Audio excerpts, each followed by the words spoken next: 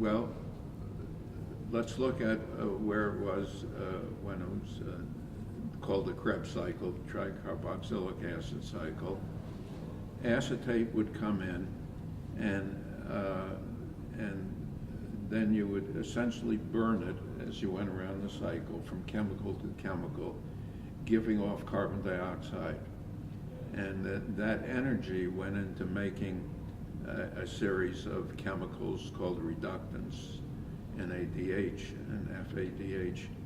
And then these were oxidized, and that energy was converted to adenosine triphosphate. And that's basically what we run on. But it was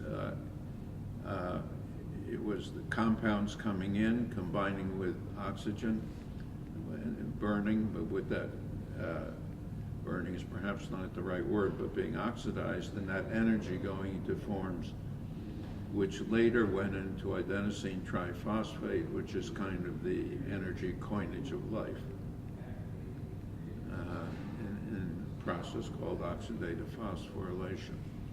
Well, that's what we knew up until the reverse cycle was discovered in I'm trying to think 1970 to 1980. I don't have the exact years out there, but it was discovered. But that runs in the opposite direction, where you feed in carbon dioxide and hydrogen, and instead of burning it, the energy that you get from combining those two goes into synthesizing the products that make the amino acids and the fats and the sugars. They all come off that cycle. Yes, that's the point we should make.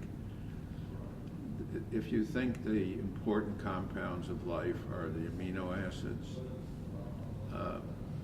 fats, sugars, and pyrimidines and purines, all of those have chemical pathways which begin in this cycle.